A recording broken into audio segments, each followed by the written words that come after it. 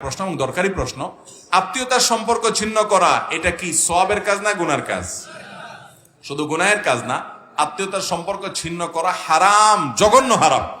আর আত্মীয়তার সম্পর্ক রক্ষা করা ফরজ। রক্ত সম্পর্কীয় আত্মীয় যারা, তাদের সাথে সম্পর্ক বজায় রাখতে হবে অবশ্যই। এখন কথা হলো, কোন কোন ক্ষেত্রে আত্মীয়ের সাথে সম্পর্ক রাখার কোনো ব্যবস্থা নেই, বরং ছিন্ন করতে হয়।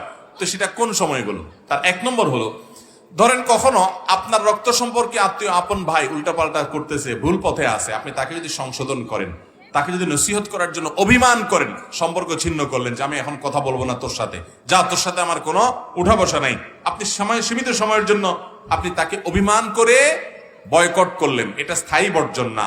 উদ্দেশ্য তাকে একটু বোঝানো যে আমি কষ্টে আছি, তুমি যেন ফিরে আসো।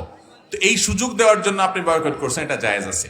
আবার যদি এমন হয় যে আত্মীয়ের সাথে সম্পর্ক রক্ষা করতে গেলে সে আমার ধ্বংস ডেকে আনবে, আমার ক্ষতি করবে, সে আসলে আমার কাছে ঘেঁষতে দিলে সে বিপদ করে, এর ইতিপূর্বে বিভিন্নভাবে প্রমাণিত, তাহলে এখন আত্মরক্ষার জন্য, তার ক্ষতি থেকে বাঁচার জন্য আপনি দূরত্ব বজায় রাখতে পারবেন। কিন্তু বাহির থেকে তার কল্যাণ কামনা করবেন, তার জন্য দোয়া করবেন, তার হেদায়েতের আশা করবেন, এবং নিজে থেকে তার উপকার করার কোনো সুযোগ পাইলে সে চেষ্টা করবেন। কিন্তু কাছে ঘেঁষলে বা সম্পর্ক রাখতে গেলে সে দেখা যায় ব্ল্যাক ম্যাজিক করে, জাদু টুনা করে, আপনার ক্ষতি করে, একটা ভেজাল লাগাই দেয়। এইসব থেকে বাঁচার জন্য আপনি নিজেকে দূরে রাখতে পারবেন, কিন্তু এক্ষেত্রে সাবধান হবেন যে ঠুনকো অজুহাতে যেন আত্মীয়কে বর্জন না করেন। মসজিদে তাসবিহ রাখা এবং তাসবিহ দিয়ে জিকির করা এবং শরীয়ত, এটা শরীয়ত সম্মত কিনা? কেউ কেউ বলে এটা বিদআত, কোরআন হাদিসের আলোকে জানতে চাই। বা এটাকে বিদআত বলাটাকে আমরা সঠিক মনে করি না। তবে তাসবিহ হাতের করে আঙ্গুলের আগায় করা হলো সুন্নাহ।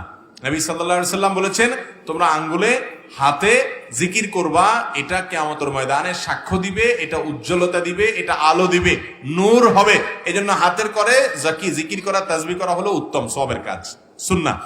যদি কেউ এটা না করে তাসবিহ দানা ব্যবহার করে, বিশেষ করে 100 বারটা হাতে মনে রাখতে পারে না, কষ্ট হয়, তো তাসবিহ দানা ব্যবহার করে, এটা বিদআত হবে না।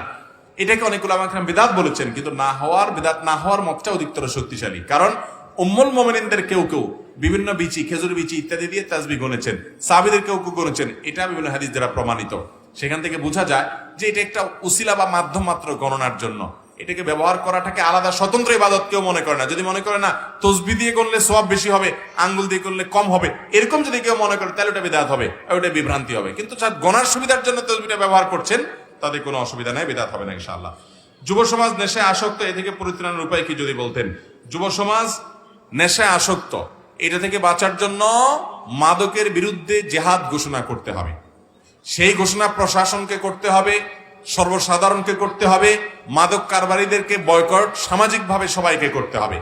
প্রশাসন বিভিন্নভাবে মাদক নিয়ন্ত্রণের নামে মদের বার খোলার পারমিশন দিবে, বিভিন্ন জায়গায় মদের বার খুলবে, ঘুষ খায়া মাদক দ্রব্য ছেড়ে দিবে, আর আমরা ওয়াজ করে দিব, আর সমাজ সব ফেরেশতা হয়ে যাবে। এটা জীবনেও সম্ভব। অতএব ওলামা একরাম তাদের কাজ করবেন, প্রশাসন থেকে সর্বোচ্চ জিরো টলারেন্সে চলে যেতে হবে মাদকের ব্যাপারে। তাহলে ইনশাআল্লাহ যুব সমাজকে বাঁচানো যাবে। সেই সাথে যুব সমাজকে দ্বীনের ছায়াতলে আসার সুযোগ দিতে হবে। আজ পর্যন্ত একটা যুবক কেউ দেখাতে পারবে না যে সে দ্বীন চর্চা করে, 5 ওয়াক্ত নামাজ পড়ে, টাকনুর উপরে প্যান্ট পরে, মুখে দাড়ি রেখেছে, ফজরের নামাজ জামাতের সাথে পড়ে, আল্লাহর ভয় অন্তরে আছে, আবার সে মাদক আসক্ত, এরকম একটাও পাবেন? তাহলে বোঝা গেল কিছু একটা নিয়ে যুবকদের বেঁচে থাকতে হবে দুনিয়াতে।